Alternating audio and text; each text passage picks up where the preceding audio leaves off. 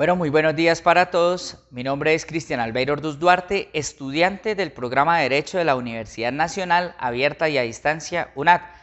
En el día de hoy voy a presentar mis avances de la fase 5 sobre la aplicación de conocimientos de las obligaciones jurídicas.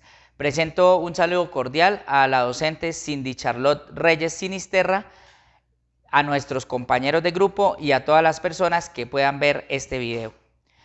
Para iniciar hablar sobre este tema, vamos a plantear un caso en el cual el señor Genofonte es titular de una patente que es debidamente registrada ante la Superintendencia de Industria y Comercio.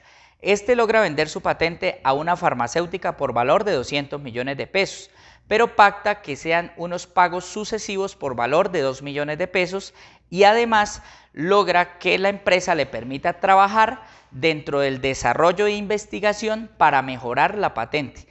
Entonces, este es el caso que vamos a realizar. Los cuestionamientos de las preguntas que se realizan acerca de este caso son las siguientes.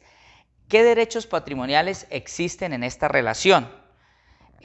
Nos pregunta también si existen derechos reales y personales y al final, ¿cuáles son las obligaciones que se identifican?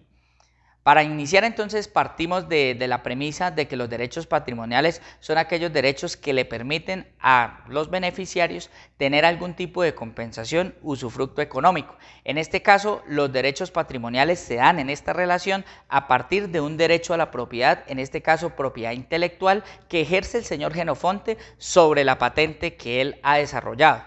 Por otra parte, pues también existen, dentro de este ámbito de los derechos económicos, para el señor Genofonte, el uso exclusivo o el usufructo exclusivo de él, hasta tanto celebra el contrato con la empresa farmacéutica, donde ya ésta pasa a ser la titular de dichos derechos. En cuanto al segundo cuestionamiento, si existen derechos reales y personales, sabemos que los derechos reales son los que ejercen autoridad sobre un bien, dando como resultado el disfrute de este. Por otro lado, podemos decir que estos derechos reales aplican principalmente al régimen de propiedad. Derechos personales, ¿cuáles son este tipo de derechos? Son los que se generan entre la relación entre unas partes, es decir, entre personas o entre empresas y personas. En este caso se derivan, por ejemplo, la celebración de contratos.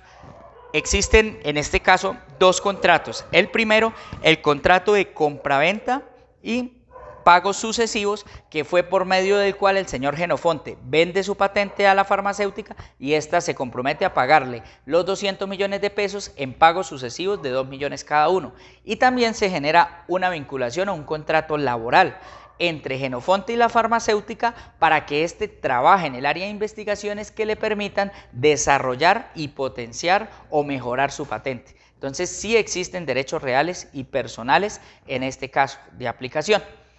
¿Y cuáles identificamos o cuáles son esas obligaciones identificadas dentro del caso? Podemos hablar de la derivación, por ejemplo, de los contratos, si hablamos de los derechos personales de manera inicial. En el Código Civil, en el artículo 1496, se genera un contrato bilateral que es el acuerdo entre dos partes para beneficiarse uno del otro. En este caso, entre Genofonte y la empresa farmacéutica se genera un contrato que le genera beneficios a los dos. En el artículo 1497 se habla del tipo de contrato oneroso. Es un contrato que genera una compensación económica para las dos partes. Por un lado, Genofonte recibe un valor sobre su patente equivalente a 200 millones de pesos, los cuales se van a realizar en pagos sucesivos de 2 millones de pesos. Y por otra parte, al adquirir la farmacéutica, el costo digámoslo así, la propiedad sobre esa patente, va a poder realizar una explotación que también le va a representar a la empresa un beneficio económico a través de las ventas de esta medicina que se desarrolla a través de esa patente. Entonces hay un beneficio oneroso para cada una de las partes. Además hay que tener en cuenta que Genofonte también, al generar un contrato de trabajo, va a recibir una compensación económica adicional que también haría parte, digamos, de un contrato oneroso. También hablamos de un contrato consensual. ¿Qué es el contrato consensual? En el que solo se requiere de un acuerdo entre las partes para su celebración o perfeccionamiento. En este caso, el señor Genofonte acuerda la venta de su patente con la posibilidad de trabajar en ella en la farmacéutica, en la parte de desarrollo, y la empresa farmacéutica acepta sus condiciones y por ende bajo este acuerdo podemos hablar de un contrato consensual entre Genofonte y la empresa farmacéutica.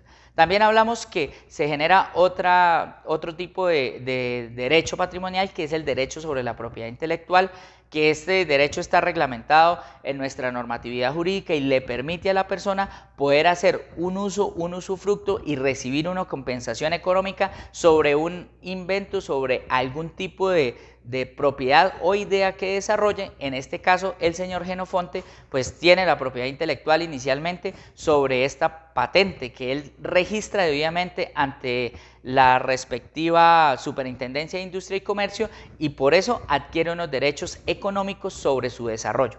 Entonces, de esta manera, a través del ejemplo planteado para la fase 5, denominada aplicación de conocimientos de la materia de derechos patrimoniales, podemos hacer un repaso sobre los diferentes fuentes de las obligaciones, los tipos de derechos patrimoniales que existen y cómo los podemos aplicar en situaciones de cotidianidad.